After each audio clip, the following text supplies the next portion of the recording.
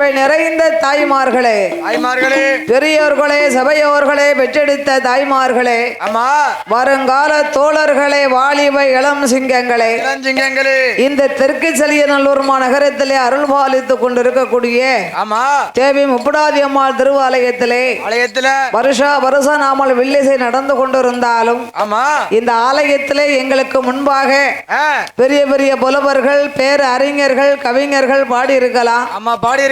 ஒருவரை போல ஒருவர் பாட முடியாது. ஒவ்வொரு புலவர்கள் ஒவ்வொரு விதமாக பாடுவார்கள். ஒவ்வொருவர்களுக்கும் ஒவ்வொரு வில்லிசை பிடிக்கும். கண்டிப்பா கற்றது கைமண் அளவு, கல்லாதது உலகளவு என்பார். அம்மா சொல்வார்களே, உங்கள் வீட்டு பிள்ளை உங்கள் குழந்தையாக நான் மாரியம்மாள் வருஷா வருஷம் பாடிக்கொண்டிருந்தாலும் அனைத்தும் கற்றவளும் அல்ல, எல்லாம் தெரிந்தவளும் அல்ல. என் சித்தருவிக்கு எட்டியபடியாக அடியால் பாடுகின்றேன். பாடும் பாட்டிலே சொல் குற்றம், இசை குற்றம், கதை குற்றம், சாரீர குற்றம் இருந்தாலும் சாரீர குற்றம் இருக்காது. நம்ம அண்ணாச்சி செந்தில் மைக்குன்னா சில்லாவுல தெரியாத இடமே கிடையாது. இப்ப காந்தியேஸ்வரம் செந்தில் நினைச்சு மைசெட்ல அப்படியே ஒழிக்கத்தான செய்யும் கோயில்ல. ஆட்களே குற்றம் குறை இருந்தாலும் தாங்கள் வீட்டு பிள்ளை தவறு செய்தால் எப்படி வீட்டுல கொண்டு போய் ஆதரிப்பீர்களோ அதே போன்ற அடியாளையும் ஆதரிக்குமாறு கேட்டுக்கொண்டு பாதி மதிமான் வழுவோம் கங்கையோடு பாம்பணிந்து பார்வதியை மனம் புரிந்த ஆதிசிவன் மோகம் அது கலிதமாகி அச்சுதன் என் பெருமாள் இருகரத்தால் எந்த சோதி மணி விளக்கு ஒளிவு போல் ஐந்து மைந்தர்கள் தோளினில் பூணூல் இலங்க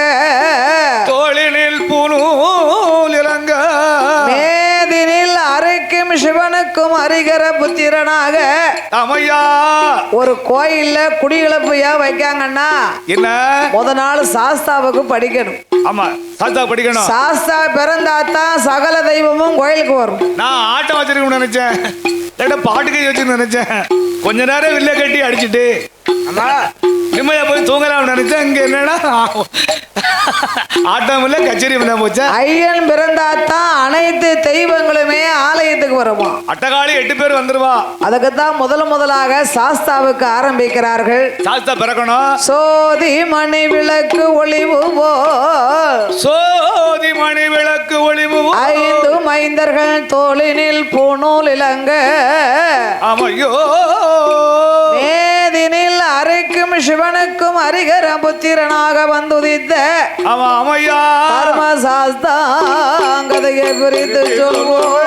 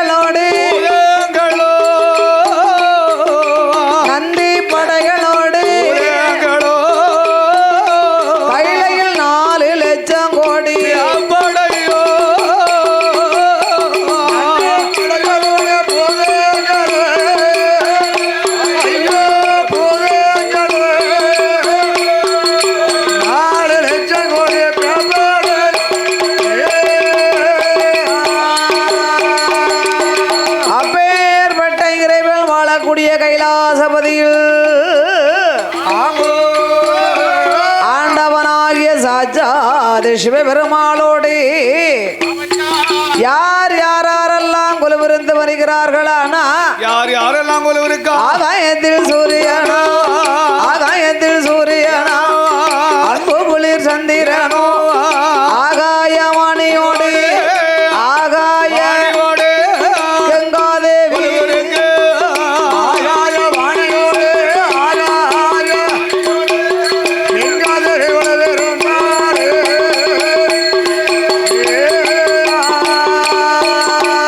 அங்கே குலுவிருந்து வரபோது கைலாசம் தன்னதி கரை கண்ட பகவானுக்கு தெய்வலோக ரம்பையெல்லாம் திருநடனம் ஆடுவார் ரம்பையவா வருவாள் நடனங்கள் ஆடுவார் ஊர்வசியா வருவாள் உல்லாசமா மேனகையா வருவாளா மிருதங்கமா போடுவார் சரஸ்வதி வருவாளா சரஸ்வதி அவள் சங்கீதமும் பாடுதாளே சரஸ்வதியா வருவாளா சரஸ்வதியா வருவாள் சங்கீதமும்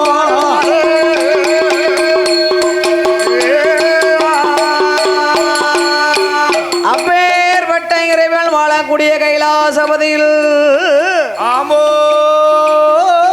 ஆண்டவனாகிய சாச்சாதி சிவபெருமாள் ஆமையா நீலகண்டன் கரைக்கண்டன் காலகண்டமூர்த்தி என்றும் அழைக்கப்பட்ட சொல்லப்பட்ட சங்கரன் சதாசிவன் சர்பாகரன் சாலாசூடன் ஆமா காலாகலன் காமதக்கண்ணன் ஆமையா கங்கண்ணன் திருநயன் திகம்பரன் திரிசூலன் தில்லை அம்பலன் திருநீலகண்டனாகப்பட்ட சிவபெருமாள் சாட்சாதி சிவனோடு யானை தோல் போர்வை புலித்தோல் ஆசனத்தோடு சக்தியோடு பகவான் கையிலே கொலுவிருக்கின்றார் ஆமா அப்படி கொலுவிருக்கும் இறைவனாகிய சிவபெருமாள் ஆமையா 14 லோகத்தை படைத்தார் படைத்தோ 224 புவனங்களையும் படைத்தார் ஆமா 7 சப்தாசாரங்களாகிய கடல்களையும் படைத்து படைத்தே கல்லுக்குள் இருக்கும் தேரையும் கற்பைக்குள் வாழக்கூடிய சிசுவையும் இதுவையா முட்டைக்குள்ளே இருக்கும் குஞ்சியவும் ஆண்டவன் படைத்தார் ஆமையா மரம் செடி கொடி பயிர் புல் பூண்டு இலை தாவரங்களோடு ஆமா ஆடு மாடு கன்று காடைகளோடு ஓர் அறிவு முதல் 6 அறிவு படைத்த படைத்த மானிட மனுக்களை ஈசன் படைத்து ஆமையோ சிவனை போலவே நாமளை பெற்ற தந்தைமார்களை படைத்தார் உலகத்துல படைச்சு சிவசக்தி உமையவள் பார்வதியால் வடிவத்திலே நாமளை பெற்ற தாய்மார்களையும் படைத்து ஆமா ஆண்டவே நாமளுக்கு 6 அறிவை கொடுத்த ஆசைகள் 3 படைத்தார் சரி அப்படி ஆண்டவனாகிய பகவான் நாமளுக்காக இந்த உலகத்தை படைத்தார் ஆமையா இந்திரலோகம் மந்திரலோகம் சந்திரலோகம் தவலோகம் வைகுந்தலோகம் ஆமா வாயு லோகம் வருணலோகம் தனலோகம் சக்தி லோகம் சிவலோகம் பூலோகம் என்று பூலோகம் என்றும் 14 உலகத்தை படைத்தார் ஆமையோ ஆண்டவன் அதனை 3ஆக பிரித்தார் உலகையும் படைத்தார் ஆமா அதலை சுதலை ஆதி பாதாளம் என்னும் உலகை படைத்தார் உலகத்தை படைச்சு அதலை என்றாலே ஆகாய லோகம் ஆமா சுதலை என்றாலே மத்திய லோகம் லோகம் பாதாளம் என்றால் நாமளுக்கும் கீழ் ஒரு உலகம் இருக்கிறது ஆமா ஆமையா அப்பேற்பட்ட பாதாள உலகத்திலே யார் வாழ்ந்து வருகின்றார்கள் யாரு வல்லரக ராஜூதனோ ராஜூதனோ வல்லரக ராஜூதனோ ராஜூதானோ அது பாதாள உலகம் அல்ல உலகம் அல்ல 56 தேசத்துக்கும் அசுரகுல தலைவனாக அரசாண்டு வாரானே வாரானே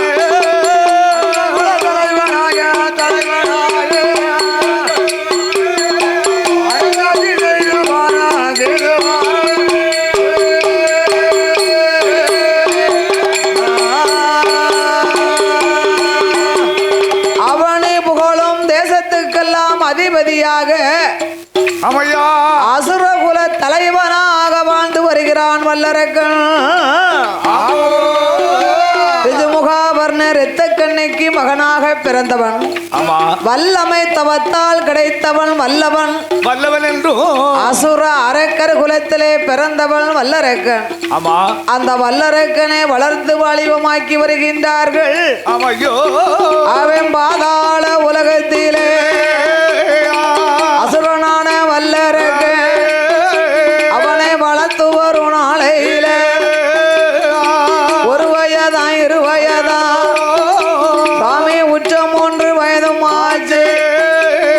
மூன்று நல்ல வயதாதில முடியிறங்கி காது குத்தி முத்தால கம்மல் இட்டு காது குத்தி கடுக்கம் போட்டு கைக்கு தங்க காப்பும் போட்ட 4 வயதாச்சு நடந்து விளையாடுவானா ஐயாயும் துணல்ல வயதாச்சு அறிவு கலைகளை படிக்க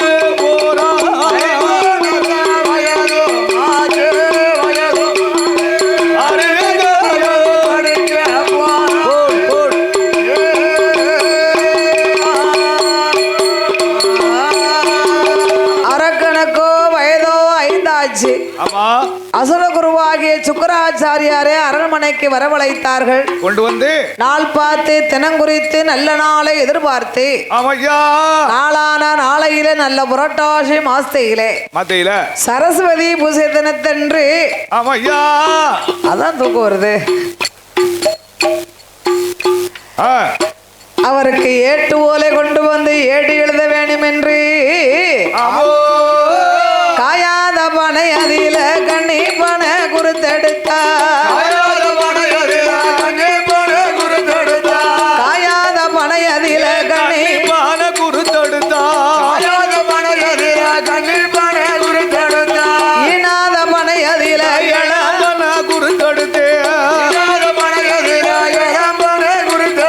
பண்டரியா ஓலை ஒன்று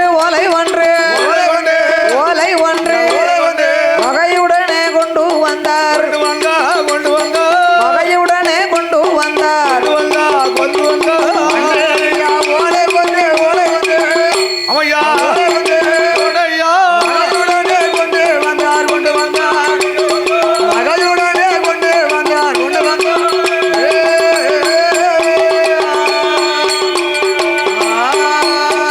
பண்டரியா ஓலையை கொண்டு வந்து இருபுறமும் கொண்டே செய்வி மஞ்சள் குறிப்பிட்டு எழுத்தாணி கொண்டு ஏடு தொடங்கி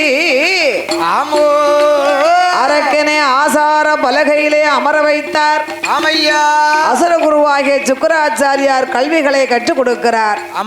அரிகரி சித்தரி அறிவோம் நன்றாக குருவே துணை என்று மாதா பிதா குரு தெய்வம் அன்னையும் பிதாவும் முன்னறி தெய்வம்.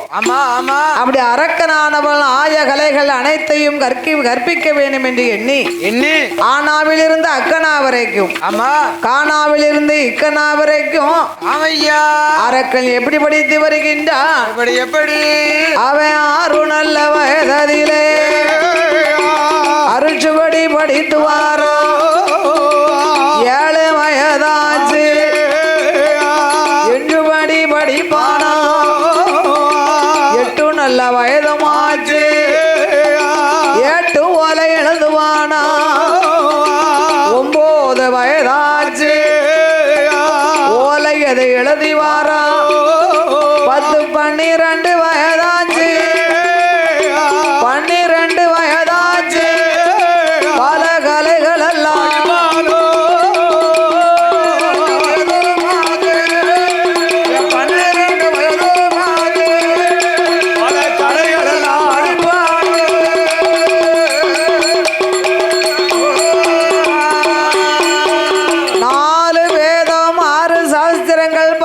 புராணம் 32 தான தர்மங்கள் எல்லாம் 64 கலைக்காணியம் 96 தத்துவங்கள் 108 யாகமங்கள். சரி ஒரு நன்னூல் சூடாமணி நிகிந்து அப்படி கல்விகளை கற்று வரக்கூடிய வல்லரக தன்னுடைய பள்ளி படிப்பு போக தற்காப்பு படிப்பாகவும் படித்து வருகிறார்.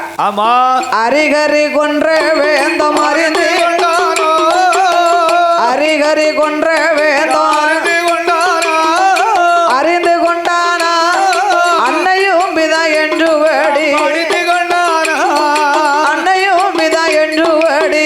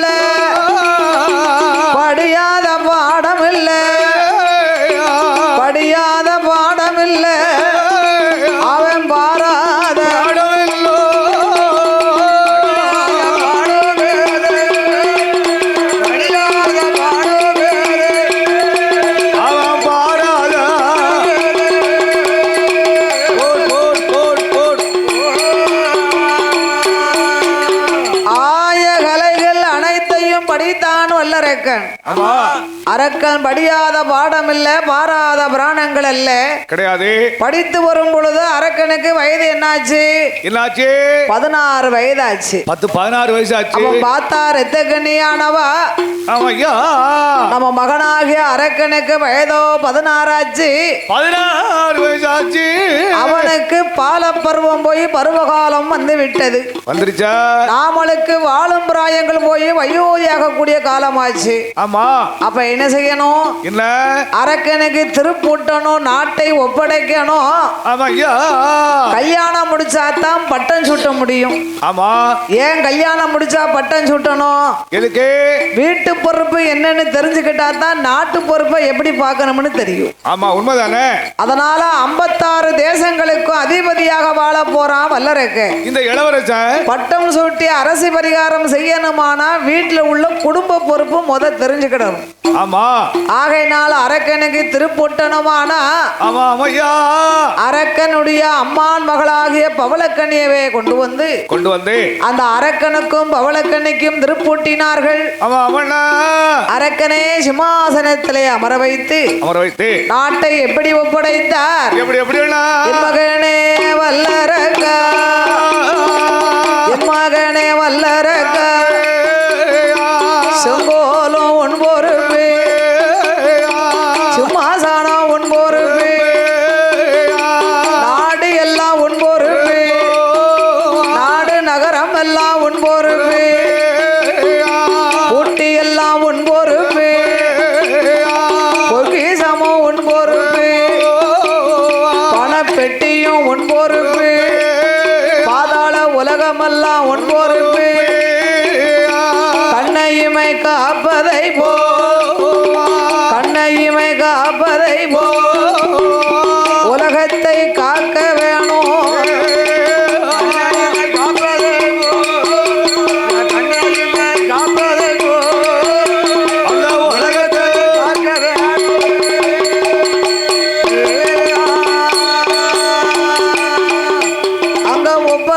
வேளையில வல்லரக்கராற்றுதனோ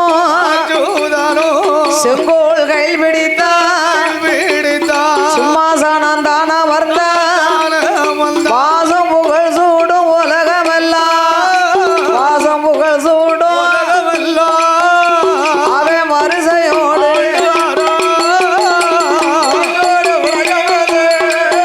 வாசம் புகழ் சூடும்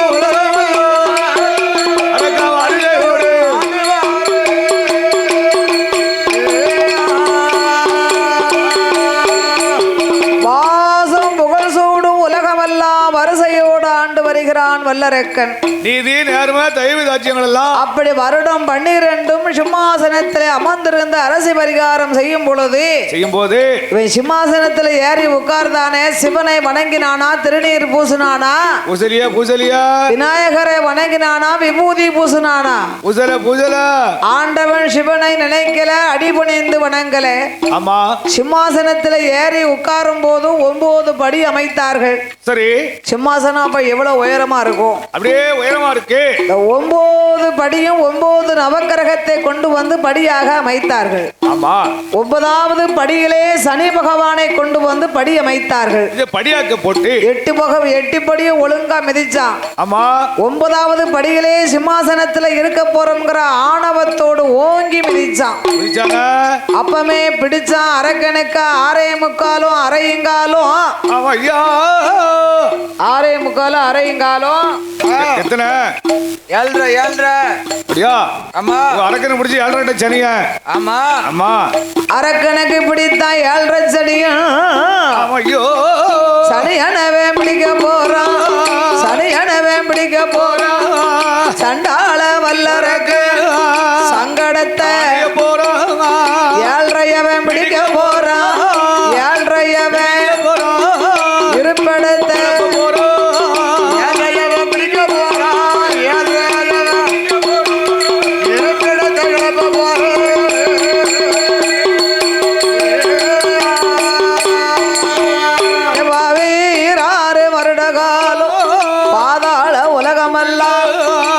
அரசு செய்து வாரம், அரசு செய்யும் 12 வருடம்